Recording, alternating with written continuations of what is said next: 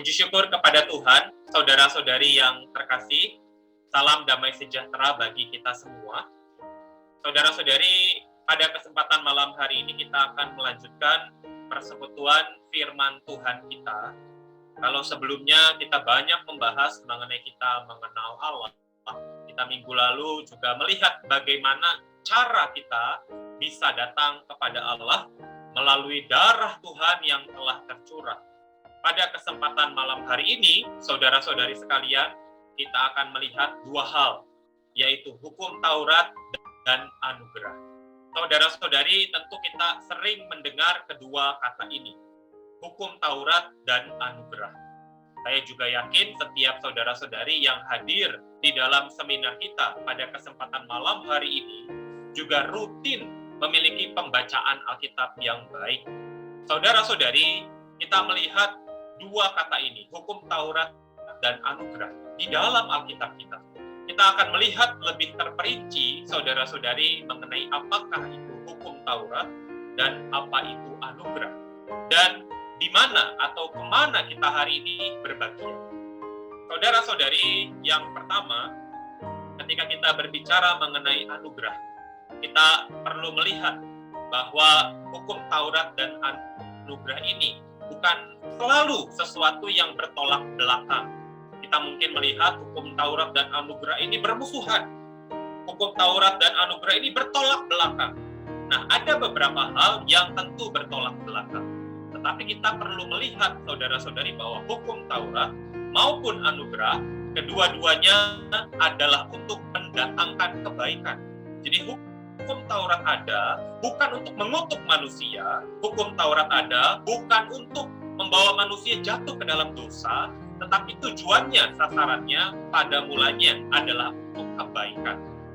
Saudara-saudari, kita akan melihat apakah itu hukum Taurat dan apa itu anugerah, untuk apa? Lalu prinsipnya bagaimana? Kapankah ini datang? Bagaimana hukum Taurat dan anugerah ini datang? Serta kelemahan kekuatan. Saudara-saudari, pertama-tama kita akan melihat terlebih dahulu mengenai hukum Taurat. Saudara-saudari, kalau ada pertanyaan, apa itu hukum Taurat, saudara-saudari? Saudara-saudari akan menjawab hukum Taurat itu apa? Saudara-saudari boleh menuliskannya di kolom chat ya, saudara-saudari ya. Kalau misalnya saudara-saudari ada sebuah pertanyaan, hukum Taurat itu apa? Saudara-saudari boleh menuliskannya di kolom chat, tidak ada yang salah atau yang benar. Kita akan sedikit banyak berinteraksi demikian, saudara-saudari ya. Untuk apa? Supaya lebih interaktif, saudara-saudari juga tidak hanya menyaksikan, saudara-saudari juga boleh menyampaikan menurut saudara-saudari apa dan bagaimana. Demikian juga kalau saudara-saudari ada pertanyaan, boleh menuliskannya di kolom chat. Saudara-saudari, hukum Taurat itu apa? Kalau kita lihat berdasarkan ayat-ayat yang tercatat di dalam firman Tuhan, berdasarkan Roma pasal 7 ayat 12 dan 16, saudara-saudari, hukum Taurat ini pada dasarnya adalah kudus, benar, dan baik. Yang artinya, hukum Taurat ini nggak jahat, saudara-saudari. Hukum Taurat ini tidak buruk. Sasarannya juga tidak buruk, saudara-saudari. Hukum Taurat ini ada, dan hukum Taurat ini juga asalnya berasal dari Tuhan sendiri, dari Tuhan Allah sendiri. Karena itu, hukum Taurat ini membawa kekudusan Allah, kebenaran Allah. Nah, saudara-saudari, kalau kita lihat, hukum Taurat ini juga sifatnya rohani. Saudara-saudari, hukum Taurat ini bersifat rohani, tetapi ada tetapinya, yaitu aku. Aku di sini berarti manusia, apa adanya kita, manusia ini bersifat daging dan terjual di bawah kuasa dosa. Saudara-saudari, hukum Taurat ini sekali lagi saya sampaikan bahwa tujuannya ini baik, sasarannya ini baik.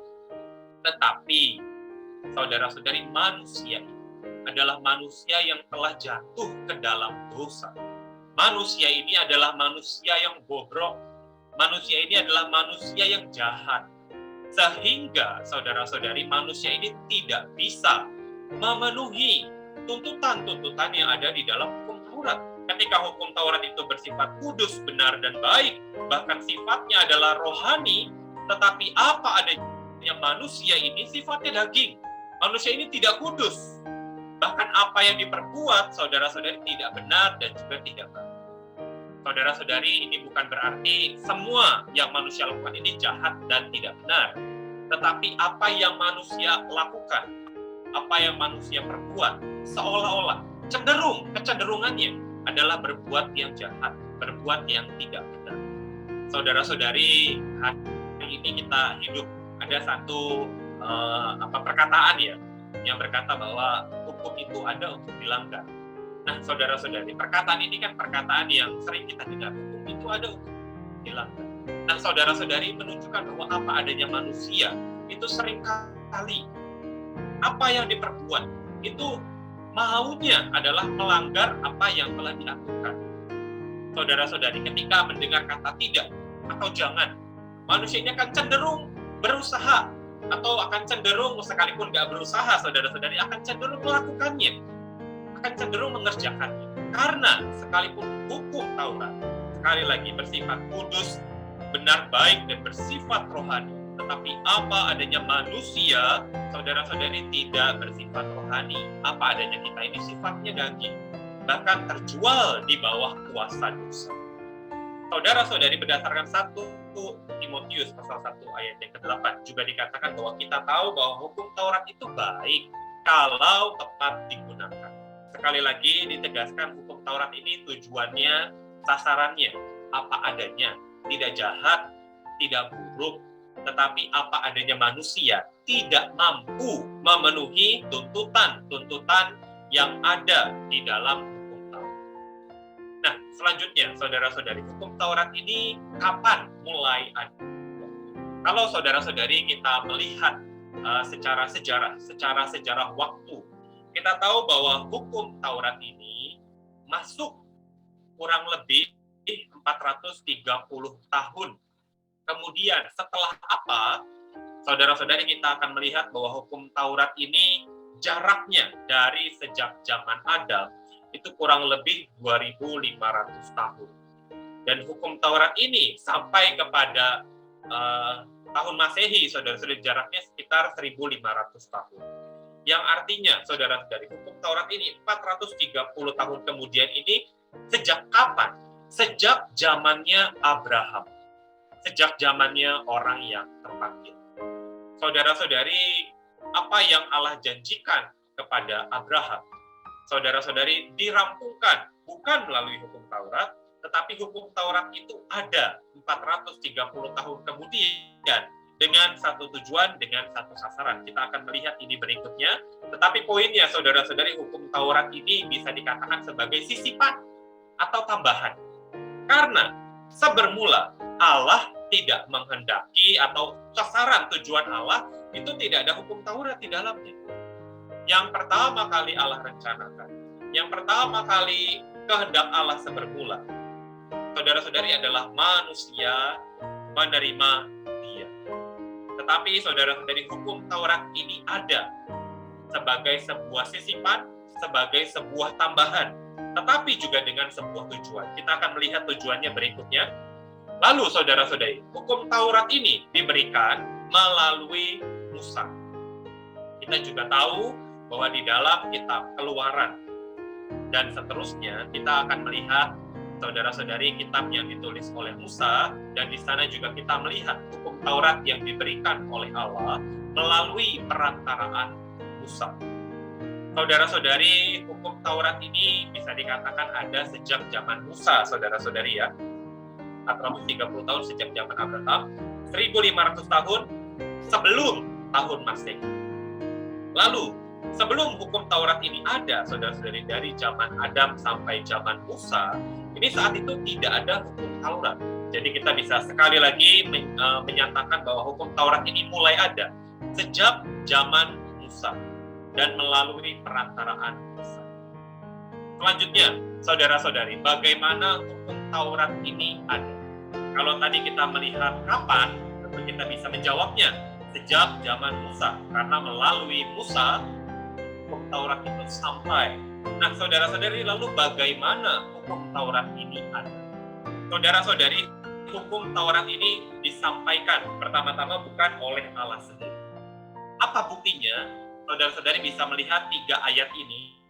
Kisah Para Rasul pasal 7 ayat 53, Galatia 3 ayat 19, dan Ibrani pasal 2 ayat 2. Ketiga ayat ini sama-sama menunjukkan bahwa hukum Taurat ini disampaikan oleh malaikat-malaikat.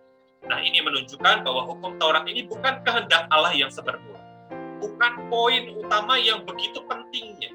Tentu kita bisa bilang ini penting, tetapi bukan hal yang sangat penting bagi Allah. Karena itu yang menyampaikan, saudara-saudari, bukan Allah sendiri. Yang menyampaikan hukum Taurat adalah malaikat-malaikat. Dan hukum Taurat ini diberikan sekali lagi melalui Musa, melalui perantaraan Musa. Saudara-saudari, ini menunjukkan bahwa hukum Taurat sekali lagi bukan kehendak sebermula Allah.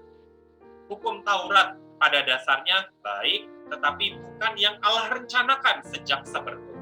Karena itu ketika hukum Taurat ini datang, ketika hukum Taurat ini diberikan, bukan melalui perantaraan Allah sendiri, bukan Allah sendiri yang memberikan, dan diberikan melalui perantaraan malaikat-malaikat melalui Musa. Nah, kita melihat satu statement di sini, saudara-saudari. Saya boleh mengajak kita baca sama-sama, saudara-saudari. Sekalipun di mute, kita boleh baca sama-sama di rumah. Seluruh bangsa itu menyaksikan burung mengguntur, kilat sabung menyabung, sangkakala berbunyi, dan gunung berasap. Maka bangsa itu takut dan gemetar, dan mereka berdiri jauh-jauh. Mereka berkata kepada Musa, "Engkaulah berbicara dengan kami, maka kami akan mendengarkan. Tetapi janganlah Allah berbicara dengan kami, nanti kami mati."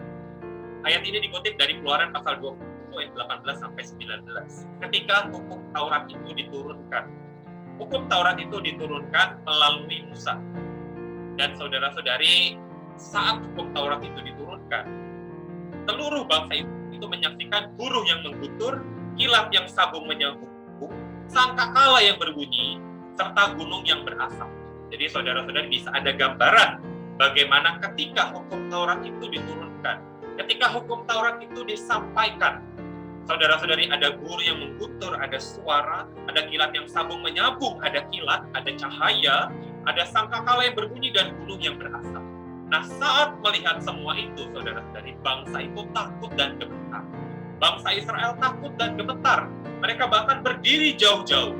Dan mereka menyampaikan satu hal, jangan Allah yang berbicara dengan kami, nanti kami mati. Tetapi mereka berkata bahwa engkau sajalah, Musa sajalah yang berbicara dengan kami. Ini menunjukkan bahwa hukum Taurat ketika ini datang, ketika ini disampaikan, saudara-saudari, hukum Taurat ini membawakan satu ketakutan. Hukum Taurat ini membawakan satu kegentaran. Saudara-saudari, kita bisa melihat bagaimana pembawaan Allah, ya saudara-saudari, ya. Bagaimana Allah membawakan hukum Taurat. Bangsa itu bahkan nggak berani, takut. Saudara-saudari, inilah hukum Taurat.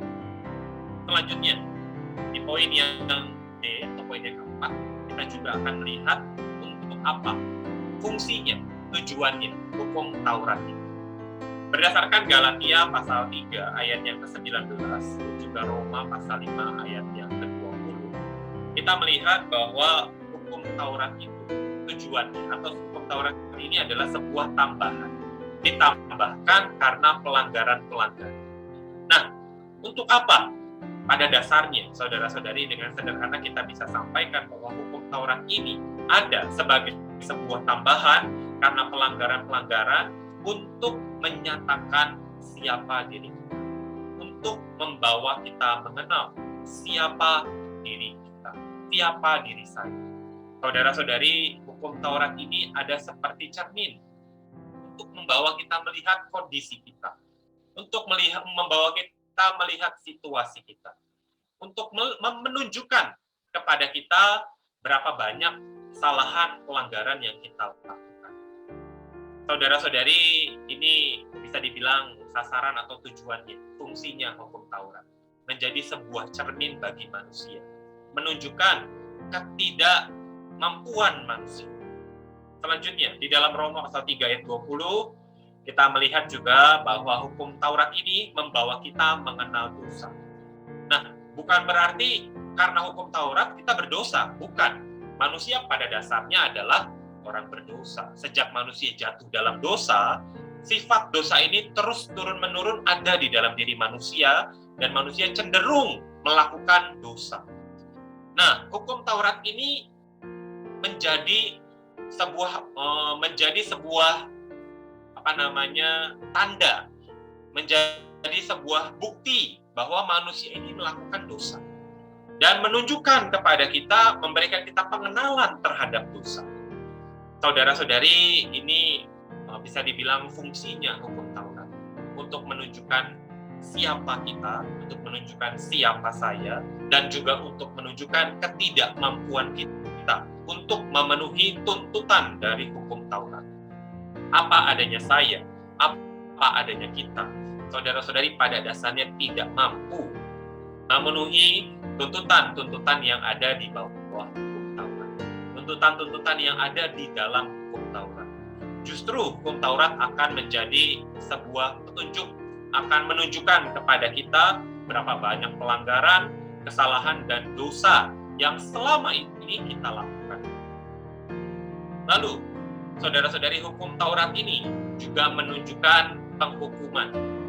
Di dalam 2 Korintus 3 ayat 9, kita melihat bahwa penghukuman ini menunjukkan bahwa seluruh dunia pada dasarnya berada di bawah penghakiman Allah. Jadi kita melihat bahwa seluruh dunia, seluruh manusia pada dasarnya berada di bawah penghakiman Allah. Saya, saudara-saudari, juga setiap manusia kita ada di bawah penghukuman Allah. Hukum Taurat menunjukkan ini, karena hukum Taurat dengan segala ketetapannya, dengan segala tuntutan keadilbenarannya, kita tidak mampu memenuhi.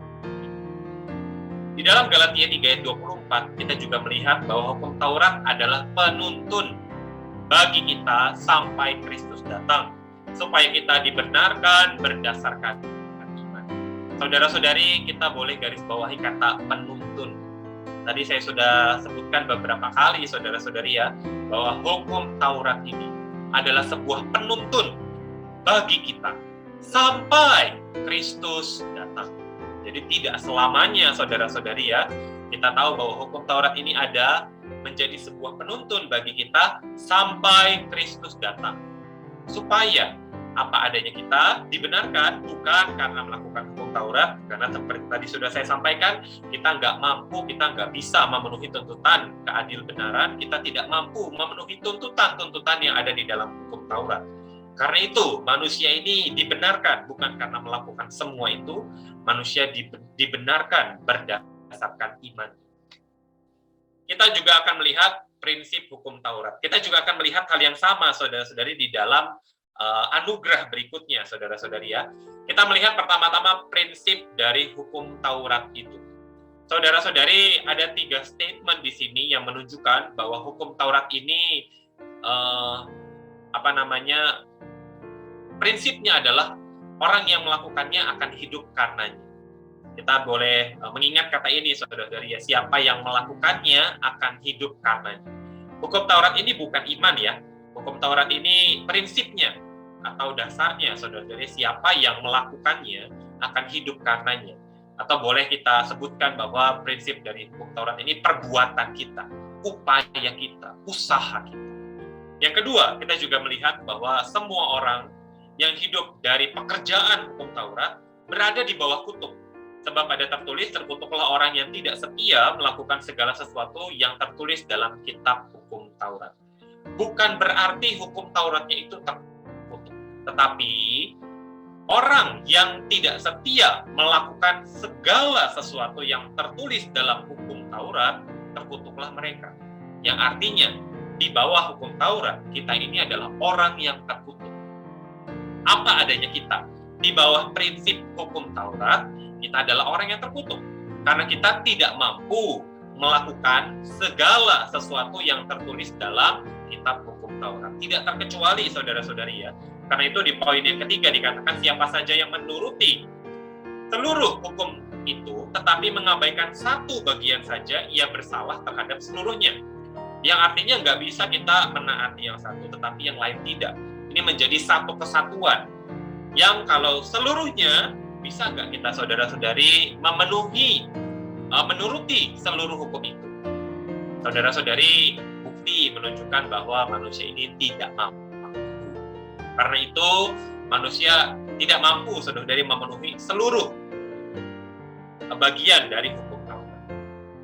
Nah, setelah kita melihat itu, kita juga akan melihat kelemahan yang ada di dalam hukum Taurat.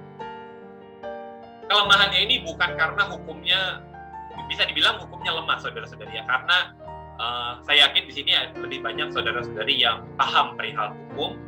Hukum yang baik atau hukum yang kuat adalah hukum yang bisa membuat orang yang berada tinggal di bawah ruang lingkup hukum itu melakukan sesuai dengan hukum itu. Oke, jadi hukum yang kuat atau hukum yang baik adalah hukum yang membuat orang yang berada di bawah ruang lingkup hukum itu melakukan sesuai dengan ketetapannya. Nah, artinya hukum Taurat ini menunjukkan kepada kita bahwa kita ini tidak mampu. Tuntutan-tuntutan hukum Taurat kita tidak berdaya melakukannya sesuai dengan tuntutan. Ini menunjukkan, saudara-saudari, bukan hanya hukum Tauratnya yang lemah, tetapi apa adanya kita, apa adanya manusia, kita tidak berdaya oleh karena daging menuruti tuntutan hukum Taurat. Lalu tidak seorang pun yang dapat dibenarkan di hadapan Allah karena melakukan hukum Taurat. Terakhir, hukum itu tidak memiliki kekuatan, bahkan disebut sebagai tidak berguna. Karena orang yang ada di bawah hukum Taurat itu tidak mampu memenuhi seluruhnya. Seluruhnya, saudara-saudari, tadi ayat yang tadi juga menunjukkan kepada kita nggak bisa mengabaikan satu bagian saja, kita juga harus menaati seluruhnya, menuruti seluruhnya, dan manusia tidak mampu memenuhi seluruh bagian dari hukum Taurat. Nah, setelah kita melihat bagian-bagian atau banyak hal mengenai hukum Taurat, kita akan melihat satu bagian yang positif, yaitu anugerah. Bukan berarti hukum Tauratnya selalu negatif, saudara-saudari, ya. Saya kembali mengingatkan bahwa hukum Taurat ini sifatnya kudus, baik, bahkan benar. Jadi apa adanya hukum Taurat itu juga berasal dari Allah. Tetapi apa adanya manusia tidak mampu menaati, menuruti tuntutan-tuntutan yang ada di bawah hukum Taurat. Karena itu hukum Taurat disebut sebagai sebuah penuntun bagi kita sampai kepada Kristus. Dan hari ini, saat ini kita akan membahas mengenai anugerah. Anugerah ini kalau kita lihat di dalam Alkitab kita, Alkitab LAI kita, diterjemahkan sebagai kasih karunia. Jadi saudara-saudari bisa mengingat bahwa anugerah yang saya sebutkan di sini adalah kasih karunia yang tercatat di dalam Alkitab LAI yang mungkin saudara-saudari pegang. Saudara-saudari, anugerah atau kasih karunia ini dasarnya apa? Kalau tadi kita melihat bahwa hukum Taurat ini dasarnya adalah kekudusan Allah, kebaikan dan kebenaran Allah, sedangkan kasih karunia atau anugerah ini dasarnya adalah kasih Allah, hati kasih Allah. Saudara-saudari, karena Allah kasih kepada manusia, Dia memberikan atau Dia berbuat sesuatu. Dan perbuatan Allah atas dasar hati kasihnya ini adalah anugerah. Saudara-saudari, anugerah Allah. Anugerah Allah. Saudara-saudari, puji Tuhan atas anugerah Allah. Karena saudara-saudari, anugerah Allah ini menyatakan hati kasih Allah kepada setiap kita. Puji Tuhan atas hati kasih Allah. Puji Tuhan atas anugerah. Di dalam Efesus 2 ayat 7 kita melihat bahwa kekayaan anugerah yang melimpah-limpah sesuai dengan kebaikannya terhadap kita dalam Kristus Yesus. Kita bisa melihat ada satu kata, kekayaan anugerahnya yang melimpah-limpah sesuai dengan kebaikannya terhadap kita dalam Kristus Yesus. Saudara-saudari, hukum Taurat baik, kudus dan benar, tapi anugerah ini, saudara-saudari, adalah hati kasih Allah yang sampai kepada manusia. Anugerah adalah perbuatan atas dasar kasih Allah kepada manusia. Puji Tuhan, saudara-saudari, atas anugerah. Puji Tuhan atas kasih karunia. Anugerah atau kasih karunia ini, kita juga bisa melihat bahwa ini adalah sebuah pemberian, adalah sebuah cuma-cuma, bukan upah. Kalau kita mengerjakan sesuatu, kita berbuat sesuatu, lalu kita diberi hadiah, itu adalah upah. Tetapi anugerah, kasih karunia ini, kita tidak ada dasarnya, saudara-saudara. Bukan karena perbuatan kita, bukan karena pekerjaan kita, tapi dengan cuma-cuma diberikan Allah kepada kita. Dan anugerah kasih karunia ini sekali lagi saudara-saudari menyatakan kemurahan dan kasih Allah kepada kita, manusia. Saudara-saudari, kapan anugerah ini ada? Kita melihat hal yang sama, saudara-saudari ya. Tadi kita melihat poin ini juga di dalam hukum Taurat. Kita nanti akan melihat beberapa perbandingan antara hukum Taurat dan anugerah. Kapan anugerah ini mulai ada, saudara-saudari? Anugerah ini ada sejak sebermula. Kalau tadi kita melihat hukum Taurat itu ada sebagai sebuah sisipan sejak zaman Musa, melalui perantaraan Musa. Yang artinya sebelumnya dari zaman Adam sampai Abraham itu tidak ada Taurat. Tetapi anugerah ini, saudara-saudara, ini ada sejak semula. Sejak ditetapkan Allah dari semula. Yang artinya, saudara-saudari, ketetapan Allah bermula adalah manusia menerima anugerah. Ketetapan kehendak Allah bermula adalah manusia menerima anugerah. Saudara-saudari, semoga mendengar ini kita punya satu hati yang kembali damai, mengucap syukur kepada Tuhan. Terima kasih Tuhan karena sejak sebermula Tuhan mau membawa anugerah ini sampai kepada manusia. Sejak sebermula, kehendak ketetapan Allah adalah manusia menerima anugerah. Nah, kalau saudara-saudari memperhatikan statement ini, tentu saudara-saudari juga pasti menyadari bahwa kalau demikian, sejak sebermula Allah mendambakan manusia, mengambil dia sebagai pohon hayat, sebagai buah hayat. Saudara-saudari, itulah mengambil Allah dengan cuma-cuma. Tidak perlu bayar, tidak perlu berbuat, tidak perlu melakukan pekerjaan. Saudara-saudari menerima. Inilah anugerah. Dan sejak sebermula, Allah mendambakan manusia menerima anugerah ini. Karena itu, saudara-saudari, di dalam 2 Timotius 1 ayat 9 dikatakan bahwa anugerah ini bahkan ada sebelum permulaan zaman. Saudara-saudari, anugerah ini sudah ada sejak sebermula, bahkan sebelum permulaan zaman. Tetapi kita tentu tahu bahwa manusia ini sebelum menentukan pilihannya, manusia sudah jatuh ke dalam dosa, dan manusia terus bergumul, bergelut di dalam ruang lingkup dosa. Manusia terus bergelut dan bergumul di dalam hal-hal dosa.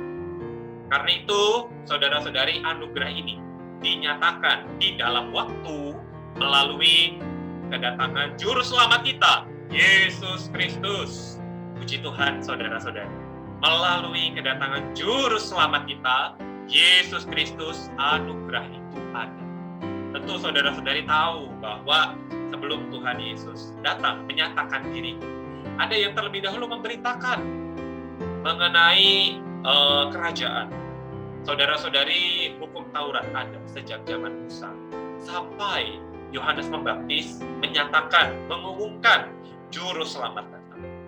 Saudara-saudari, anugerah ada, dinyatakan di dalam waktu melalui kedatangan Juru Selamat kita. Puji Tuhan atas kedatangan Juru Selamat kita, Yesus Kristus. Yang dia datang, dia membawakan anugerah kepada kita. Saudara-saudari, di dalam Titus pasal 2 ayat 11, anugerah yang dibawakan sejak zaman Tuhan. Hari ini, anugerah Allah sudah nyata. Hari ini, anugerah Allah bisa kita nikmati dengan berlimpah-limpah. Puji Tuhan atas anugerah. Bagaimana anugerah Allah ini, bagaimana anugerah ini diberikan, saudara-saudari?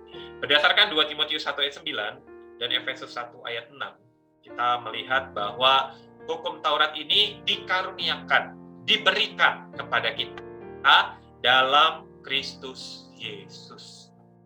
Puji Tuhan, saudara-saudari ya. Anugerah ini diberikan, dikaruniakan kepada kita, kepada saudara-saudari, kepada saya, kepada manusia dalam Kristus Yesus. Yang artinya, saudara-saudari, anugerah ini kita terima melalui satu persona ini, melalui Kristus Yesus. Anugerah ini juga datang bukan hanya dalam Kristus, tetapi melalui Yesus Kristus. Saudara-saudari, satu poin di dalam hal ini yang sangat menarik adalah bahwa anugerah adalah Allah, perbuatan Allah berdasarkan hati kasih-Nya. Kita juga bisa terima bahwa anugerah ini adalah Allah sendiri yang sampai kepada manusia. Karena proses Allah memberi anugerah ini sesuatu yang sangat ajaib, sesuatu yang sangat besar. Bahkan di dalam satu buku Witnessly, di dalam pelajaran Hayat, kita melihat bahwa Tuhan menjadi anugerah. Ini usahanya yang Dia kerjakan itu jauh lebih sulit, jauh lebih besar daripada penciptaan alam semesta. Saudara-saudari, tentu kita mengucap syukur, kita melihat keagungan Tuhan, kita melihat keluar biasaan Tuhan di dalam penciptaan alam semesta. Tetapi untuk Tuhan menjadi anugerah sampai kepada kita melalui Yesus Kristus, ini adalah satu usaha yang sangat besar, satu usaha yang sangat luar biasa. Saudara-saudari, inilah anugerah. Tentu saudara-saudari tidak asing dengan proses anugerah. Bagi setiap saudara-saudari yang pernah melihat satu tabel anugerah, ini juga sangat baik saudara-saudari ya, yaitu bagaimana Allah meninggalkan tahtanya yang mulia, Dia berinkarnasi menjadi manusia, Dia mengosongkan dirinya, Dia mengambil rupa seorang hamba menjadi manusia, Dia rela menderita, Dia bahkan taat sampai mati di atas kayu salib, Dia melalui kematian, bangkit di hari yang ketiga, lalu Dia terangkat. Hari ini bukan lagi Dia yang bertahta di surga saja, tapi hari ini Dia hadir, Dia ada, Dia hidup di dalam setiap kita. Saudara-saudari, inilah anugerah. Bukan oleh usaha kita, bukan oleh perbuatan kita. Kita akan melihat bagaimana anugerah ini sampai kepada saudara-saudari sekalian. Saudara-saudari, anugerah ini dilimpahkannya kepada kita dengan segala hikmat dan pengertian, dengan sebuah perencanaan yang matang, dengan sebuah perencanaan dengan segala hikmat. Saudara-saudari, anugerah ini dilimpahkannya kepada kita. Puji Tuhan, saudara-saudari. Hari ini anugerah Allah sudah nyata. Hari ini anugerah Allah sudah ada, dilimpahkannya kepada kita. Saudara-saudari, anugerah ini untuk apa diberikan? Atau kita bisa melihat tujuannya, sasarannya. Saudara-saudari, anugerah ini untuk menyatakan kasih Allah kepada manusia. Saya yakin saudara-saudari sangat familiar dengan ayat yang di sebelah kiri, Yohanes pasal 3 ayat 16. Karena begitu besar kasih Allah akan dunia ini, sehingga Ia mengaruniakan anaknya yang tunggal, supaya setiap orang yang percaya kepadanya tidak binasa, melainkan beroleh hidup yang kekal. Saudara-saudari, ayat ini dengan jelas menunjukkan anugerah. Dan menunjukkan untuk apa anugerah itu? Untuk menyatakan hati kasih Allah kepada manusia. Puji Tuhan, hari ini kita ada di zaman anugerah. Puji Tuhan, hari ini kita telah menerima anugerah. Kita telah menerima hati kasih Allah. Selanjutnya, saudara-saudari, anugerah ini juga ada sebagai persiapan kegenapan waktu untuk mempersatukan di dalam Kristus segala sesuatunya. Artinya, melalui anugerah ini, segala sesuatu sedang dipersiapkan, sedang dipersatukan di dalam Kristus. Saudara-saudari, inilah tujuan atau sasaran anugerah. Untuk menyatakan hati kasih Allah dan untuk menyatukan setiap kita, anak-anak Allah, di dalam Kristus. Puji Tuhan atas anugerah. Selanjutnya, saudara-saudari, kita melihat prinsip anugerah. Kita juga melihat prinsip hukum Taurat tadi. Prinsip anugerah ini apa, saudara-saudari? Kalau tadi kita melihat prinsip dari hukum Taurat adalah orang yang melakukannya akan hidup karenanya. Tapi anugerah ini bukan demikian. Saudara-saudari, di dalam Roma pasal 4 ayat 4-5 dikatakan kalau ada orang yang bekerja, upahnya tidak diperhitungkan sebagai hadiah, tetapi sebagai haknya. Tetapi kalau ada orang yang tidak bekerja, namun percaya kepada Dia yang membenarkan orang durhaka, imannya diperhitungkan sebagai kebenaran. Saudara-saudari, inilah anugerah. anugerah, bukan berdasarkan perbuatan kita, tetapi oleh iman kita percaya kepada Dia. Dan olehnya kita menerima anugerah. Bukan usaha kita, bukan pekerjaan kita, bukan perbuatan kita. Prinsip anugerah adalah percaya. Prinsip anugerah adalah dengan iman. Roma 11 ayat 6 bahkan dikatakan jika hal itu terjadi berdasarkan anugerah, maka bukan lagi berdasarkan perbuatan, sebab jika tidak demikian, maka anugerah bukan lagi anugerah. Sekali lagi saudara-saudari ya, bukan oleh perbuatan, pekerjaan, dan usaha kita, tetapi anugerah ini adalah berdasarkan iman, percaya kita kepadanya. Kita akan melihat cukup banyak hal, saudara-saudari. Kalau tadi kita melihat kelemahan hukum Taurat ya, saudara-saudari ya, kita akan melihat kekuatan, keunggulan dari anugerah ini. Pertama, kita akan melihat cukup banyak poin, saudara-saudari, menurut berdasarkan kekuatan anugerah ini. Yang pertama, anugerah ini menyelamatkan semua manusia. Puji Tuhan, melalui anugerah, Tuhan bisa menyelamatkan setiap manusia. Dan melalui anugerah juga, kita beroleh penebusan oleh darahnya, yaitu pengampunan dosa. Saudara-saudari, oleh anugerah, oleh darahnya, kita beroleh pengampunan dosa. Dan saudara-saudari, kita juga menjadi orang-orang yang dibenarkan. Puji Tuhan atas anugerah. Anugerah juga membawa kita sebagai orang-orang yang dikasihinya.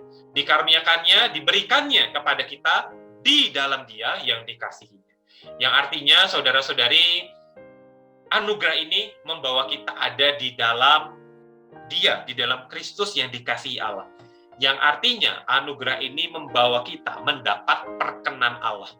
Yang tadinya orang dosa tidak berpengharapan, yang tadinya disebut sebagai bahan bakar neraka, tetapi melalui anugerah, saudara-saudari, kita diperkenan Allah karena kita telah dipersatukan di dalam Kristus. Lebih lanjut lagi, anugerah ini menjadikan kita ini yang tadinya tidak ada pengharapan, kita menjadi ahli waris. Kita juga bisa berdiri, bahkan bermegah di dalam pengharapan akan menerima kemuliaan Allah. Wah, saudara-saudari, luar biasa bukan? Orang dosa yang tadinya tidak berpengharapan, layak dihukum, hidup di dalam daging dan dosa. Tetapi oleh karena anugerah, kita di dalam Kristus diperkenan Allah, menjadi ahli waris. Bahkan boleh bermegah di dalam pengharapan akan menerima kemuliaan Allah. Puji syukur kepada Tuhan atas anugerah. Tidak hanya sampai di situ, saudara-saudari ya, bahkan kita juga melihat bahwa anugerah ini akan membangun kita, membawa kita menerima warisan yang ditentukan, dan juga membuat dosa tidak lagi berkuasa atas kita. Kita juga akan menerima rahmat, menemukan anugerah, mendapat pertolongan pada waktunya, karena kita boleh dengan penuh keberanian menghampiri tahta anugerah itu. Terakhir, saudara-saudari, kekuatan anugerah ini juga akan membawa kita menerima kelimpahan anugerah, dan justru ini juga akan membawa kita, saudari ya, menerima kekuatan yang memampukan kita. Kita melihat bahwa cukuplah, kita pernah mendengar ayat ya saudari, di dalam 2 Korintus 12 ayat 9 yang mengatakan bahwa cukuplah kasih karuniaku bagimu, atau cukuplah anugerahku bagimu, yang menunjukkan bahwa anugerah Allah akan mencukupkan kita melalui berbagai tanggung jawab, situasi, kesulitan. Lalu saudara-saudari, anugerah ini juga membawa kita sampai kepada situasi kita hari ini. Di dalam 1 Korintus 15 ayat 10, ini tulisan yang ditulis oleh Rasul Paulus, aku adalah sebagaimana aku ada sekarang, dan anugerah yang diberikannya kepadaku tidak sia-sia. Anugerah membawa Rasul Paulus sampai pada situasinya saat itu. Anugerah juga membawa kita sampai situasi kita hari ini. Dan anugerah juga yang memampukan kita melalui berbagai situasi. Puji Tuhan atas anugerah. Puji Tuhan atas kekuatan anugerah. Berikut adalah perbandingan, saudara. Tadi saya sudah sampaikan di awal mengenai hukum Taurat. Kita juga telah melihat mengenai anugerah. Ini secara singkat, perbandingan antara hukum Taurat dan anugerah. Kalau hukum Taurat ditambahkan di tengah jalan sebagai tambahan atau sisipan, Kasih anugerah ini ada sejak permulaan zaman atau sebelum permulaan zaman, sejak sebermula. Kedudukannya sebagai hamba dan kedudukannya sebagai perempuan merdeka. Saudara-saudari bisa melihat ini di dalam kisahnya Abraham ketika mengambil Hagar dan ketika mempunyai dua istri, Hagar dan Sarah. Lalu membuat orang menjadi hamba, sedangkan hukum anugerah membuat orang menjadi anak. Dasarnya melakukan, ini hukum Taurat, tetapi anugerah dasarnya adalah oleh iman. Kalau hukum Taurat menuntut orang melakukan sesuatu, tetapi anugerah memberi kepada orang. Kalau hukum Taurat menunjukkan kepada orang ada penghukuman atau menghukum orang, anugerah ini justru membenarkan orang. Kalau hukum Taurat mematikan, anugerah ini akan menghidupkan. Kalau tadi kita melihat orang ini terkutuk di dalam hukum Taurat, tetapi di dalam anugerah orang ini tertebus dari kutukan. Saudara-saudari bisa melihat berbagai perbandingan ini. Ada 14 poin yang menunjukkan sebuah perbandingan antara hukum Taurat dan anugerah. Pertanyaannya, saudara-saudari, hari ini kita ada di mana? Hari ini kita masih berusaha melakukan hukum Taurat, masih berupaya menuruti, mengerjakan tuntutan hukum Taurat, atau hari ini kita ada di dalam ruang lingkup anugerah. Saudara-saudari, saya yakin setiap kita hari ini cukup jelas untuk menjawab bahwa kita hari ini tidak lagi ada di bawah hukum Taurat. Hari ini, kita ada di bawah anugerah. Saudara-saudari, hari ini kita tidak dibenarkan karena melakukan hukum Taurat. Hari ini kita dibenarkan oleh iman karena percaya. Percaya kita adalah menerima Dia. Menerima Dia adalah anugerah. Puji Tuhan, saudara-saudari. Kita tidak berada di bawah hukum Taurat. Hari ini kita berada di bawah anugerah. Dan, saudara-saudari, situasi ini membawa kita dilepaskan dari hukum Taurat. Karena hukum Taurat ini menuntun sampai kepada anugerah itu datang. Ketika anugerah itu datang, saudara-saudari, kita nggak perlu lagi terus ada di bawah tuntunan dari hukum Taurat. Kita tinggal menerima, hidup di bawah ruang lingkup anugerah. Saudara-saudari, puji Tuhan atas anugerah. Oleh iman, hari ini kita beroleh bagian, kita masuk ke dalam anugerah ini, dan di dalam anugerah ini, hari ini kita berdiri.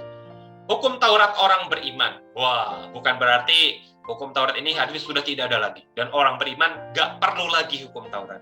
Nah, saudara-saudari, statement ini secara spesifik, secara kita sampaikan tidak salah. Karena tadi kita sampaikan bahwa orang beriman tidak di bawah hukum Taurat. Hari ini orang beriman, saudara-saudari dan saya, yang telah menerima anugerah, menerima Yesus Kristus sebagai Juru Selamat, hari ini kita berada di bawah anugerah. Tetapi saudara-saudari, hukum Taurat ini ada bagi kita. Bukan lagi hukum Taurat yang di luar. Kita akan melihat hukum Taurat orang beriman. Berdasarkan Ibrani 8 ayat 10 dan 10 ayat 16 dikatakan, aku akan menaruh hukumku dalam akal budi mereka dan menulisnya dalam hati mereka. Hukum Taurat yang tadinya di luar, dengan segala tuntutannya yang manusia nggak mampu lakukan, manusia nggak mampu kerjakan, bahkan menunjukkan berbagai pelanggaran dan dosa yang manusia lakukan. Tetapi hukum Taurat orang beriman ini adalah hukum yang Allah letakkan di dalam akal budi manusia dan ditulis di dalam hati mereka. Saudara-saudari, inilah hukum rohaya. Ketika kita menerima Tuhan Yesus sebagai Tuhan kita, Juru Selamat kita, saudara-saudari, kita menerima Roh Kudus hadir, masuk, melahir ulangkan roh kita. Hari ini, roh kita, roh yang hidup. Tetapi bukan lagi kita sendiri, tetapi ada Roh Kudus. Roh itu di dalam kita sebagai roh hayat yang tidak lagi hanya hinggap. Roh hayat ini tidak terpisah dengan kita. Roh hayat ini adalah roh hayat dengan segala hukum yang Allah tulis sendiri di dalam hati manusia. Saudara-saudari, inilah hukum roh hayat. Ada di dalam saudara-saudari, ada di dalam saya. Puji Tuhan atas hukum roh hayat. Inilah hukum Taurat orang beriman. Bukan lagi hukum yang di luar yang tidak mampu manusia lakukan, Tetapi hukum rohayat ini ada di dalam manusia. Mungkin kita bertanya, bagaimana tuntutan-tuntutannya? Saudara-saudari pasti saudara-saudari familiar dengan hal-hal yang Tuhan sampaikan ketika di muka bumi. Pada dasarnya, hukum rohayat, standarnya, ini lebih tinggi daripada hukum Taurat. Tetapi manusia mampu nggak lakukan, saudara-saudari? Kalau manusia berusaha, kalau manusia berupaya dengan usaha, dengan jerih lelahnya, pada dasarnya manusia nggak mampu. Karena manusia, sekali lagi, saudara-saudari, ada bersifat daging. Manusia ini, apa yang mereka lakukan, kerjakan. Pada dasarnya, semata-mata adalah yang jahat. Tetapi, saudara-saudari, hukum rohayat yang ada di batin kita, saudara-saudari, ini akan memampukan kita. Akan memampukan kita melampaui hukum dosa yang juga ada di dalam tubuh daging kita. Saudara-saudari, berita sebelum-sebelumnya kita pernah mendengar mengenai hayat dan hukum, saudara-saudari. Jadi saya tidak bahas lagi di sini. Poinnya adalah, saudara-saudari, hukum rohayat di dalam kita dengan standar yang lebih tinggi.